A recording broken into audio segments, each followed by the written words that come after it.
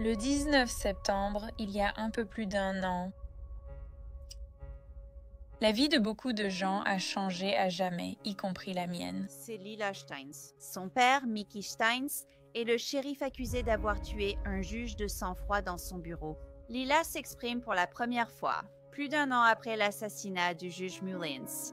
Je vais vous dire ce qu'elle a dit et comment elle est impliquée dans l'affaire. Allez, je veux voir ma fille en personne. Elle a 18 ans. Je veux voir ma fille.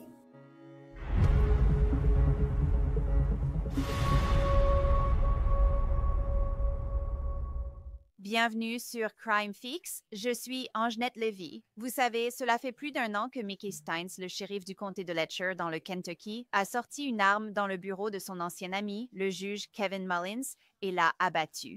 C'était choquant, incroyable. Toute la fusillade a été filmée par une caméra de sécurité. Nous ne pouvons pas vous montrer cela. C'est tout simplement trop horrible et trop choquant.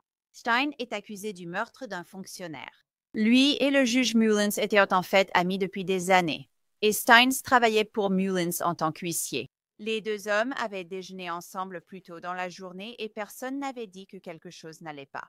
Il a été rapporté que Mickey n'était pas lui-même ces derniers jours.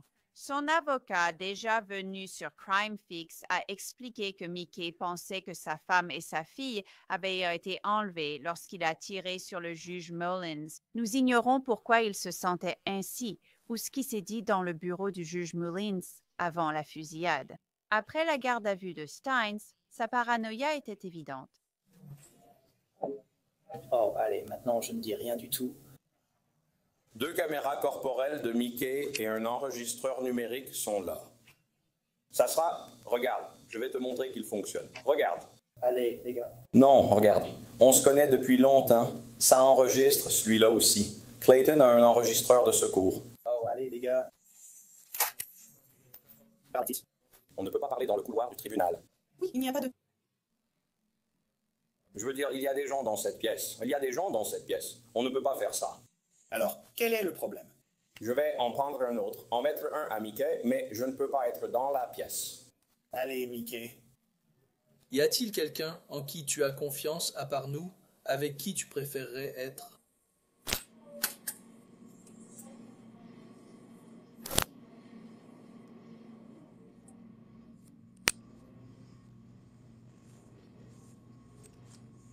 Nicky, nous nous connaissons depuis toujours. Je ne vais pas... Je n'ai pas de raison. Allez, les gars. Mickey, reviens ici. Tu dois être déplacé à un moment donné. J'ai 2 caméras corporelles. Laisse-moi avoir un procès. Est-ce que tu nous parlerais dans la prison là-bas? Tu te sens en sécurité là-bas à cause des caméras? Vous me déplacerez après l'entretien? As-tu été payé? Les gars, je ne sais pas comment ça marche. Je ne vais pas me sentir en sécurité dans une chambre ici.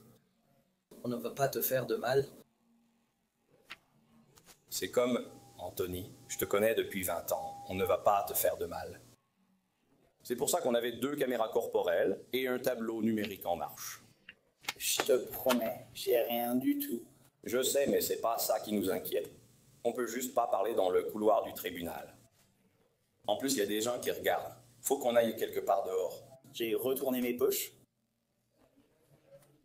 Non, non, retourne mes poches. Les gars, ne me faites pas ça. Eh bien, tu penses qu'on va être de la contrebande? Je suis désolé, on ne fait rien, ce n'est pas notre priorité. Tu peux attraper l'autre. D'accord. Alors, Mickey, si on descendait au poste, là où il y a des caméras, si on y allait tous les 3 et qu'on était filmés là-bas, tu nous parlerais? Je veux dire... Je ne sais pas ce que vous voulez. Expliquez.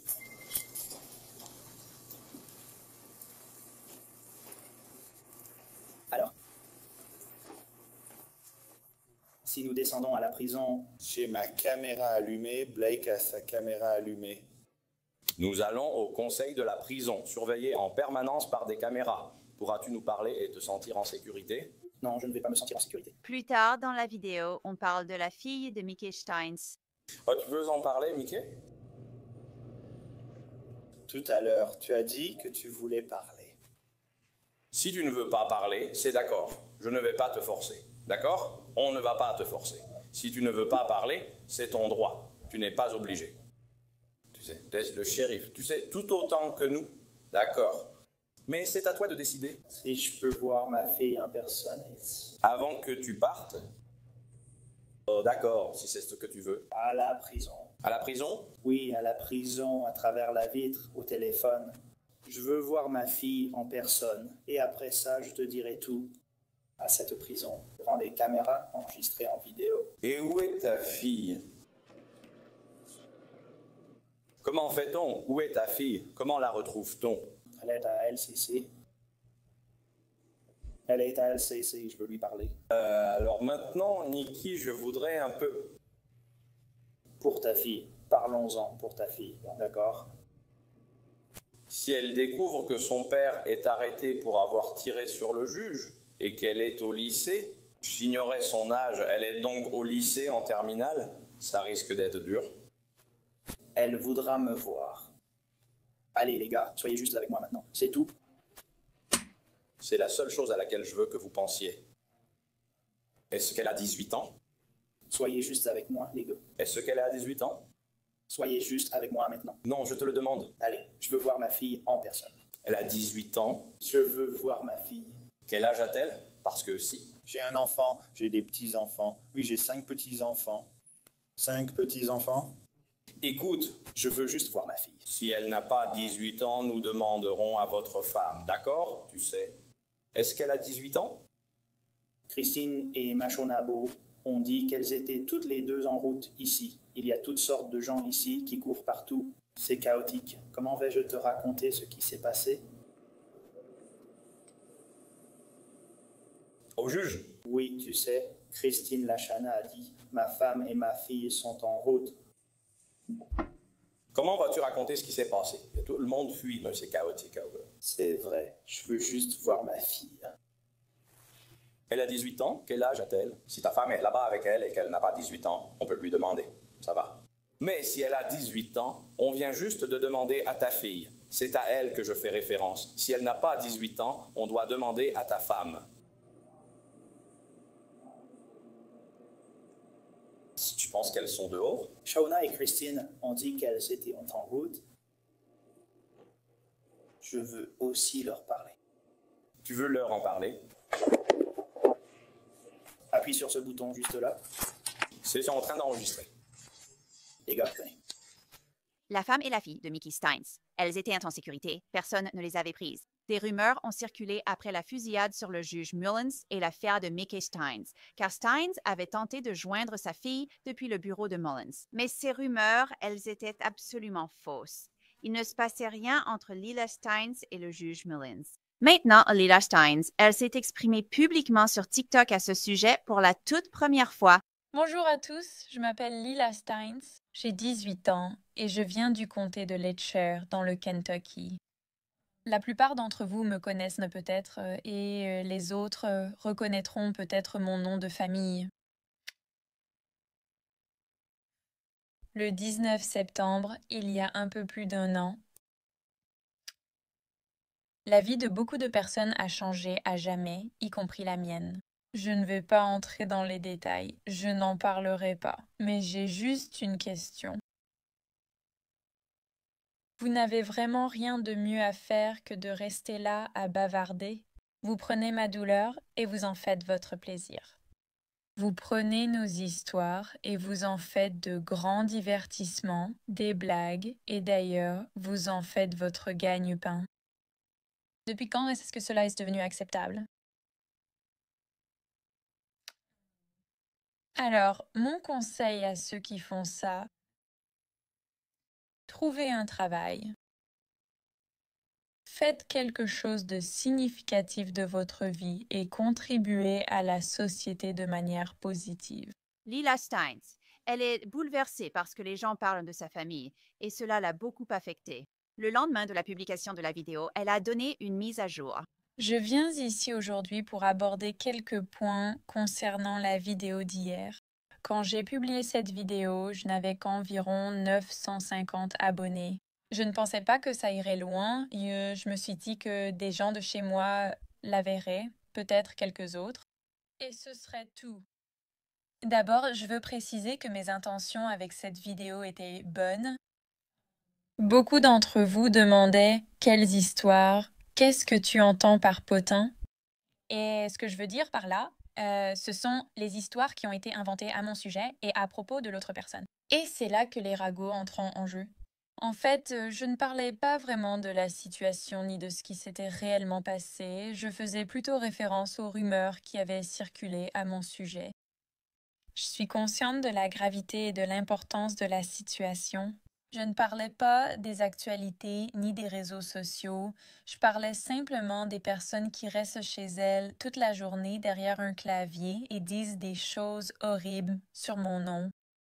C'est de ces personnes-là dont je parlais. Au bout du compte, je suis juste humaine. J'essaie simplement d'apprendre à gérer et à faire face à tout ça. Je voudrais ajouter encore une chose. Certaines d'entre vous disaient « Fille, c'est arrivé il y a un an, pourquoi tu en parles encore? Pour vous, c'est arrivé il y a un an. » Quand je me réveille, c'est la première chose que je vois sur mon téléphone et la dernière avant de dormir. Je ne la cherche même pas. C'est là, en pleine figure. Je l'affronte chaque matin. Donc non, ce n'est pas parti ni retombé. Ça ne disparaîtra pas de sitôt. Voici ce que nous savons.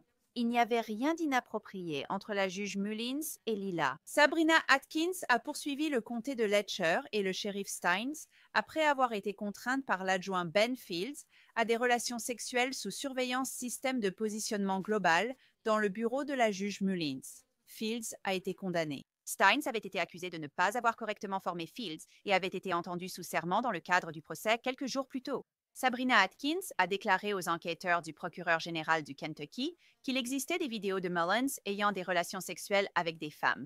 Maintenant, Lila a publié une 3e vidéo sur TikTok. Regardez. Bonjour à tous, voici mon amie Ashley et elle vient de faire une vidéo à propos de notre détective privé, Joel Cotton. J'ai son adresse email, je la laisserai dans la description ci-dessous.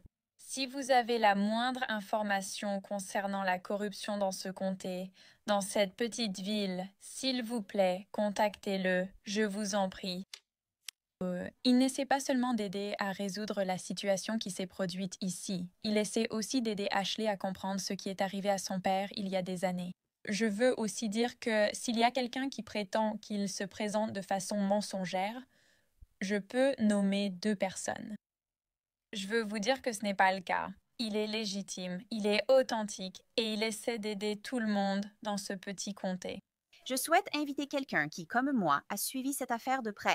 Il s'appelle Gavin Fish et il est l'animateur de sa propre chaîne YouTube, Gavin Fish. Alors, Gavin, merci d'être avec nous. Je sais... Heureux de... Oui, je suis ravie d'en discuter avec toi, donc je sais que tu as suivi ça de très près. Qu'est-ce que tu penses, tout d'abord, de Lila Steins, tu sais, qui brise son silence, comme on dit. Elle s'exprime sur TikTok, sans vraiment entrer dans les détails, mais elle parle de la façon dont tout ça et la couverture médiatique l'affectent vraiment. Oui, eh bien, ma première réaction a été d'être un peu choqué. Et, attends une minute. Je fais partie de ces gars qui gagnent de l'argent avec les faits divers, non? Mais en essayant de voir ça du point de vue, de la perspective d'une jeune femme de 17-18 ans qui a, je veux dire, dont la famille a été propulsée sous les projecteurs au cours de l'année écoulée. Et elle a dit quelque chose que j'ai trouvé assez profond, où certaines personnes lui disent, eh bien, c'était il y a un an, et pour elle, ce n'est pas il y a un an, ça se passe encore. Donc, je pense que de son point de vue, c'est probablement assez raisonnable qu'elle en ait assez et qu'elle ait décidé d'en parler. Eh bien, je pense qu'on doit essayer de se mettre un peu à sa place. Et vous savez, c'est quelque chose qui la touche. C'est son père, avant tout. C'est son père, c'est la première chose, et c'est sa famille, c'est la deuxième. Elle vit dans une petite ville. Beaucoup de rumeurs circulaient dans cette petite ville à propos de choses qui se passaient peut-être, liées au juge, peut-être à l'implication de son père dans tout ça, et nous n'inculpons ni l'un ni l'autre. Mais c'est ce qui a été enregistré par le bureau du procureur général du Kentucky, les enquêteurs et ce genre de choses. C'est sur un enregistrement. Il y a eu un procès impliquant Sabrina Atkins et le seul adjoint. Et le fait qu'il couchait avec elle dans le bureau du juge, tu sais, en échange de faveurs. Je veux dire, il y a beaucoup de choses là-dedans. Et c'est une adolescente dont les gens disaient « Oh, le juge était impliqué avec elle. » Et l'avocat de Mickey Steins m'a clairement dit « Non, ce n'est pas vrai. » Et il a été très franc à ce sujet depuis le tout début, qu'il n'y a eu aucune magouille entre Lila Steins et le juge Mullins. Donc, je pense qu'elle traverse beaucoup de choses, qu'elle en a déjà traversées et qu'elle continue d'en traverser chaque jour. Je suis tout à fait d'accord avec ça. Je regarde aussi de l'autre côté, vous savez, le juge Mullins avait une certaine réputation. Je veux dire, des femmes sortent de partout en disant « Oui, j'ai eu une relation sexuelle avec Kevin Mullins. » Il y en a une à laquelle je pense en particulier. Elle avait 16 ans quand elle a dit que cette relation sexuelle avait commencé. Et donc, lors de l'audience préliminaire, il a été mentionné au tribunal que Lila Steins n'a pas répondu à l'appel de son père, mais a répondu à l'appel de Kevin Mullins. Je pense que les gens ont tiré des conclusions très rapidement, simplement à cause de la réputation que le juge Mullins avait dans la communauté. Mais tu as raison. Je veux dire, quand on parle au Bartley, tu sais, quand on parle à Jeremy Bartley, quand on l'entend parler à voix haute, il a dit depuis le tout début qu'il ne s'est jamais rien passé entre Lila Steins et Kevin Mullins. Oui, rien, il n'y a vraiment rien du tout. Je pense que c'est tout simplement une rumeur malveillante, et c'est très injuste. Mickey Steins, vous savez, Jeremy Bartley m'a dit que Mickey Steins craignait pour sa fille et qu'il craignait ou pensait que sa fille et sa femme avaient été enlevées lorsqu'il a commis ce meurtre. J'aimerais qu'on ait un enregistrement audio de ce qui s'est dit dans ces salles, de ce qui s'est passé et des sujets abordés pendant le déjeuner. Ce sont toutes des questions que je me pose et nous avons besoin des réponses à ces questions. Donc, Lila Steins est vraiment au centre de cette histoire. Je veux dire, mon Dieu, je pense qu'elle pourrait vraiment avoir beaucoup d'informations. La police a interrogé, je crois, elle et sa mère. Donc, il y a encore beaucoup de choses que nous ne savons pas. Oui, j'aimerais que nous ayons l'audio de la vidéo que nous avons de l'homicide lui-même. Je pense que la vidéo de l'interrogatoire de Mickey Stein dans le couloir du tribunal après le meurtre par la police d'État du Kentucky éclaire beaucoup sur son état mental à ce moment-là. Quand j'ai regardé cette vidéo, pendant la première moitié, je n'arrivais pas à savoir, est-ce que ce type est le meilleur acteur du monde?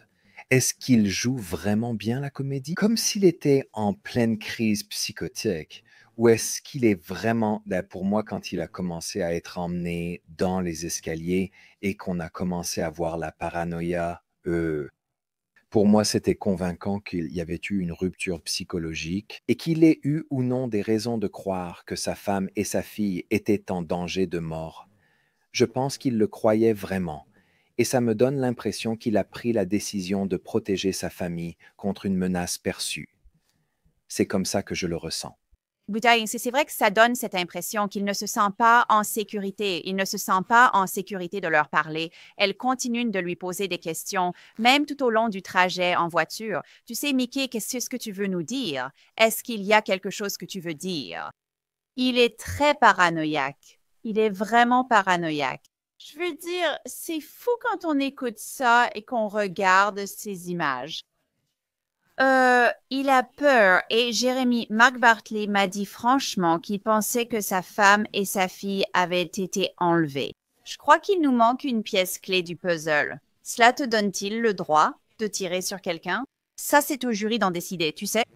Je veux dire, c'est un peu comme, je me dis, c'est complètement fou. C'est le genre de choses du Far West. C'est dingue. Jeremy Bartley a toujours dit que cela pourrait être un cas de trouble mental extrême. Il s'agirait d'homicide involontaire, pas de meurtre. Il y a différents types d'angles qu'il examine en ce qui concerne cette affaire. Donc, il se passe quelque chose dans le comté de Letcher, au Kentucky, et cela dure depuis un certain temps maintenant. Je vais vous dire, je connais des personnes qui ont réellement travaillé à la fois avec Mickey Steins et le juge Mullins sur le plan professionnel dans le cadre du traitement de la crise de dépendance aux opioïdes. Vous savez, ils ont collaboré avec eux professionnellement et ont apprécié le travail qu'ils faisaient pour aider les personnes qui luttaient contre l'addiction là-bas. C'est très intéressant pour moi de leur parler. Quoi qu'il se passait dans le comté de Letcher, ils ignoraient manifestement tout ce qui concernait l'exploitation des femmes et ce genre de choses, mais il se passait bien quelque chose. Nous avons vu des femmes briser le silence et reconnaître avoir été exploitées par le juge. Je pense que tu as raison. Je pense que la population du comté de Letcher en général n'était probablement pas au courant de ce qui se passait. Mickey Steins a toujours eu une excellente réputation dans le comté de Letcher et tout le monde connaît ses actions. Il l'a fait devant la caméra et il a toujours une très bonne réputation, solide. Mais il y a une catégorie de citoyens qui ont passé beaucoup de temps en prison. Des personnes victimes de la crise des opioïdes, dépendantes, ont vu leur comportement lié à cette addiction les conduire devant le juge Mullins, au tribunal, en prison, et face à des hommes comme Ben Fields. Et vous savez, quand j'ai parlé à Ned Pillersdorf, qui représentait Sabrina Atkins dans la succession de Jennifer Hill, il m'a dit que s'il y en a 3 qui ont fait ces accusations contre Ben Fields, alors il y en a 300. Il était connu dans la prison ce qu'il fallait faire pour obtenir un traitement favorable. Donc oui, il y a une certaine partie du comté de Letcher qui sait ou qui est d'une manière ou d'une autre liée à la corruption qui s'y passe. Il sera intéressant de voir ce qui va se passer avec cette affaire, car le Commonwealth demande un changement de lieu de procès. C'est unique, il pourrait y l'obtenir. On ne sait pas, mais la défense veut ce procès dans le comté de Letcher et on comprend pourquoi. Parce que Mickey Steins est très respecté ici et c'est aussi là que les faits ont eu lieu. Mais tu connais Lila Steins. Je me demande si elle publiera encore sur TikTok et en dira plus. Parce que, tu sais, elle est aussi une victime dans toute cette histoire. J'étais en live hier soir sur ma chaîne YouTube quand une 3e vidéo est apparue et on l'a regardée sur la chaîne. Et ça parlait d'un certain, je crois qu'il s'appelle Joe Cotton. Il y a un détective privé là-bas qui travaille pour Mickey, pour les Bartlett, je crois, afin de dénicher des problèmes de corruption dans le comté de Letcher. Je pense tout d'abord que Lila Steins se présente très bien. Je pense qu'elle a fait un très bon travail sur la plateforme spécifique à TikTok. Je pense qu'elle a fait un excellent travail. J'espère qu'elle continuera à s'exprimer et j'espère qu'elle aura une sagesse au-delà de son âge. J'espère qu'elle ne parlera pas forcément de l'affaire, de son père, mais plutôt du comté de Letcher pour, en quelque sorte, mettre en lumière cette région parce que je pense qu'elle le fait. Elle construit une plateforme où elle a un peu de pouvoir et elle pourrait vraiment attirer l'attention sur les problèmes qui existent là-bas. Oui, je suis très intéressée de savoir pourquoi elle a décidé de faire cela maintenant. C'est très intéressant. Gavin Fesh, merci. Merci. Et Mickey Steins, je le rappelle, a plaidé non coupable des accusations. Et c'est tout pour cet épisode de Crime Fix. Je suis Angenette Lévy. Merci beaucoup d'avoir été avec moi. Je vous retrouve ici la prochaine fois.